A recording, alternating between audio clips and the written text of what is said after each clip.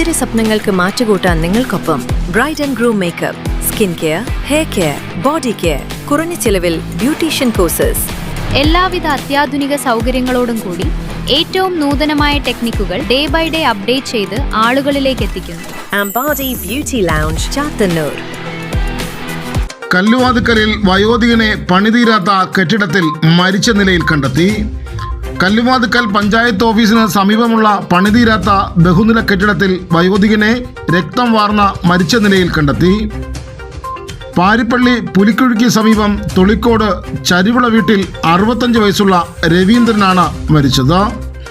കല്ലുവാതുക്കൽ പഞ്ചായത്തിന് സമീപമുള്ള നിർമ്മാണത്തിലിരിക്കുന്ന 4 നില കെട്ടിടത്തിൻ്റെ 2ാം നിലയിലാണ് മൃതദേഹം കാണപ്പെട്ടത്.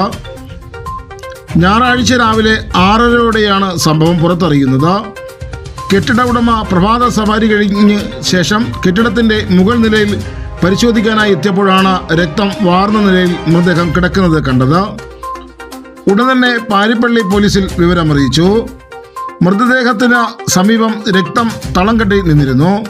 വിവരമറിഞ്ഞ് പാരിപ്പള്ളി പോലീസ് സ്ഥലത്തെത്തി പ്രാഥമിക ഇൻക്വസ്റ്റ് നടപടികൾ സ്വീകരിച്ചു.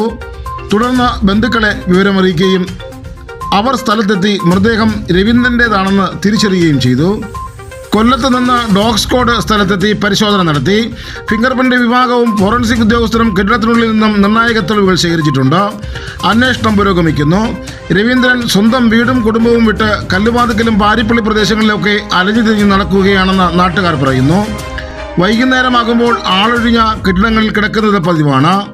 മരണത്തിലേക്ക് നയിച്ച സാഹചര്യം എന്താണെന്നുള്ള കാര്യത്തിൽ നിലവിൽ വ്യക്തതയില്ല. വീഴ്ചയാണോ അതോ മറ്റ് അനിഷ്ട സംഭവങ്ങളാണോ എന്ന് പോലീസ് അന്വേഷിച്ചു വരികയാണ്. മൃതദേഹം ഇൻക്വസ്റ്റ് നടപടികൾക്ക് ശേഷം പോസ്റ്റ്മോർട്ടത്തിനായി മാറ്റിയിട്ടുണ്ട്. പോസ്റ്റ്മോർട്ടം റിപ്പോർട്ട് ലഭിച്ചാൽ മാത്രമേ മരണകാരണം സംബന്ധിച്ച് കൃത്യമായ നിഗമനത്തിൽ എത്താൻ സാധിക്കൂ എന്ന് പാരിപ്പള്ളി പോലീസ് അറിയിച്ചു. മൃതദേഹം പാരിപ്പള്ളി മെഡിക്കൽ കോളേജ് മോർച്ചറിയിലേക്ക് മാറ്റി. സംഭവത്തിൽ പോലീസ് കേസ് രജിസ്റ്റർ ചെയ്ത് അന്വേഷണം ഊർജിതമാക്കി. News desk express news.